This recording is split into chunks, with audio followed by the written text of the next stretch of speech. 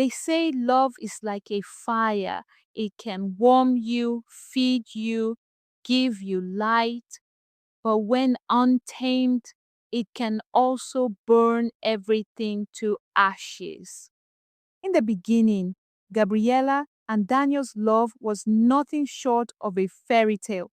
She was a banker, intelligent, graceful, admired by many. He was a doctor, saving lives, respected in the community. When they worked together, people turned to look, some with admiration, some with envy. They built a home full of laughter, with 5 children whose bright eyes and curious spirits made life even more beautiful. Their mornings were filled with warmth. Daniel would kiss Gabriella's cheek before leaving for the hospital. Evenings often ended with family dinners, the children's chatter filling the dining room with life. To friends and neighbors, they were the golden couple, a perfect family. But perfection often hides secrets. The first cracks were subtle. Daniel began coming home late, his excuses wrapped in the words, an emergency at the hospital. At first, Gabriella believed him. After all, a daughter's life was unpredictable. But the late nights became frequent, the explanations vague. His phone began to ring at odd hours. And when Gabriella gently asked questions, he snapped. Gabriella, why are you always questioning me? I'm doing this for us. Stop making a fuss. She stayed quiet, trying not to nag, but in her heart, doubt was beginning to grow. Then the calls started. The voice on the other end was sharp, cruel, dripping with mockery. Do you know where your husband sleeps, Gabriella? With me. He tells me everything. You can't keep him. At first, Gabriella thought it was a prank, but then the photos began arriving on her phone. Daniel with another woman, smiling, laughing, his arms wrapped around her. Her hands trembled as she scrolled, her heart pounding. That evening, she confronted him, her voice shaking. Daniel, what is this? These pictures, these calls, what are they? But instead of remorse, Daniel's eyes grew cold. This is your doing. You made me look elsewhere. If you were enough, I wouldn't need another woman. And just like that, he turned the knife of betrayal into blame. The humiliation didn't stop there. The mistress often called Gabriella, taunting her, sending more pictures, sometimes even messages from Daniel's phone. You see, he belongs to me now. You're nothing. When Gabriella confronted Daniel again, he smirked. Why do you let her get to you? Maybe you like the drama. Maybe this is what you created. That was the mask of a narcissist, never guilty, always shifting blame. Soon, Daniel began to ridicule her in public. At gatherings, he mocked her work. Banking? Ha! She just pushes paper. The real work is saving lives, what I do.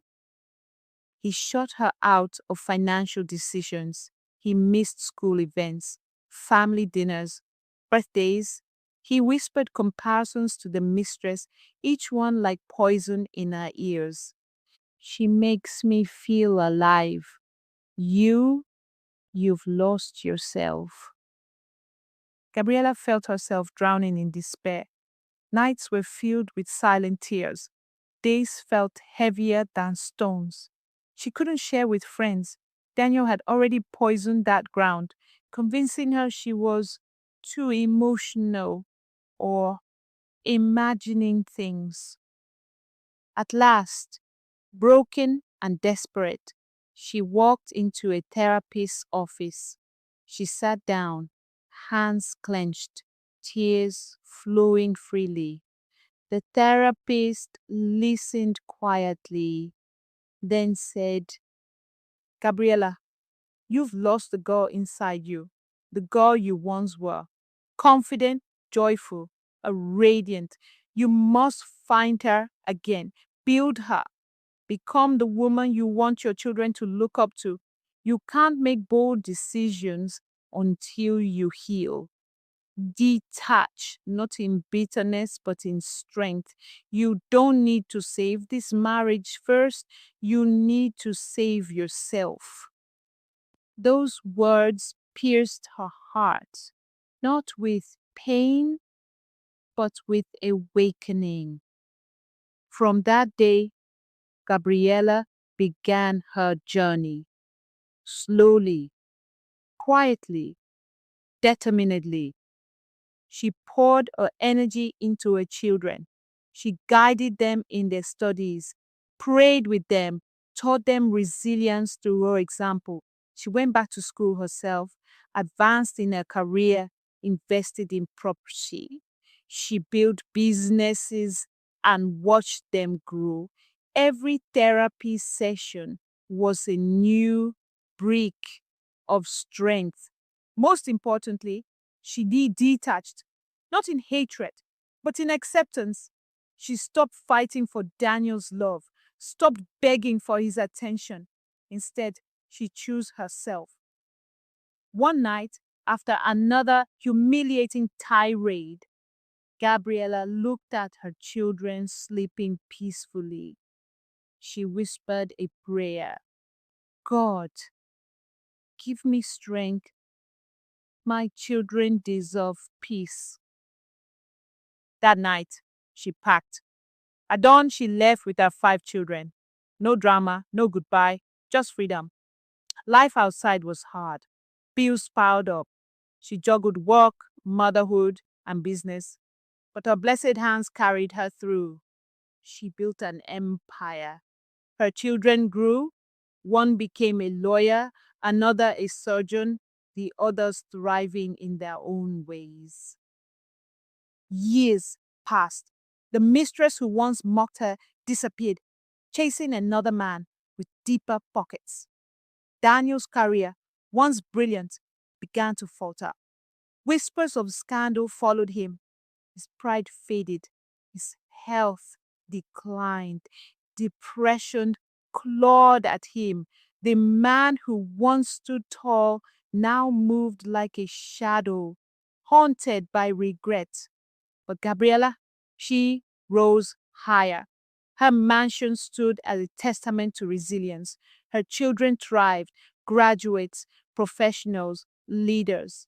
She had become the very woman the therapist had told her to find, the woman her children proudly emulated. And then came the day of the last child's graduation. The mansion overflowed with music, laughter, and celebration. Guests filled the courtyard tent. Children ran about with joy. Gabriella stood radiant, surrounded by her family. In the midst of the joy, a figure appeared at the gates. All eyes turned. It was Daniel. Time had changed him. His shoulders drooped. His once bright eyes were hollow. His voice a whisper of the man he once was. Slowly, he walked into the tent. He dropped to his knees before Gabriella.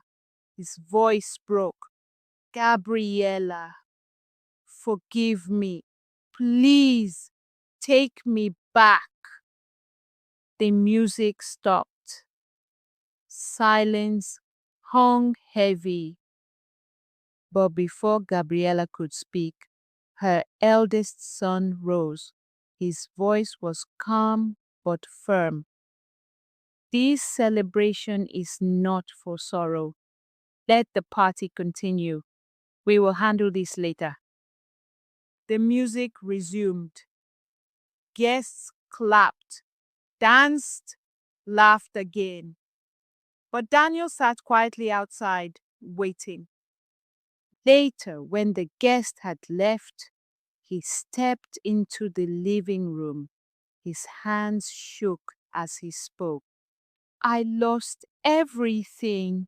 Please, I beg you, forgive me. Gabriella sat still, her heart heavy, tears streaming silently. She had no words. It was her first son who answered. His voice was steady, yet filled with the weight of truth. Father, we hold no resentment, but you left us. You never looked for us.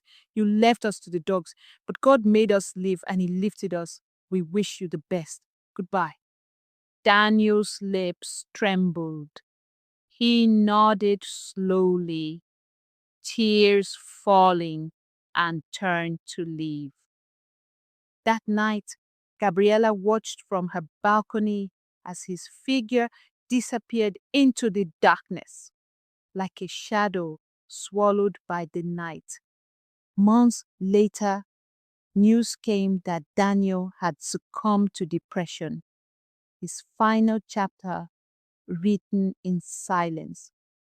But Gabriella's story did not end in silence. Hers echoed with triumph. She lived on, her children by her side, her businesses flourishing, her spirit unbroken. Because though love had failed her, resilience had saved her. Though trust had shattered, faith had rebuilt her. Though Daniel abandoned them, God never did. And so, the story of Gabriella became a beacon that no betrayal, no humiliation, no storm can destroy a woman who chooses to rise. Thank you so much for watching. If you enjoyed this video, don't forget to like, share, and subscribe to the channel for more stories. Drop your thoughts in the comments. I'd love to hear from you.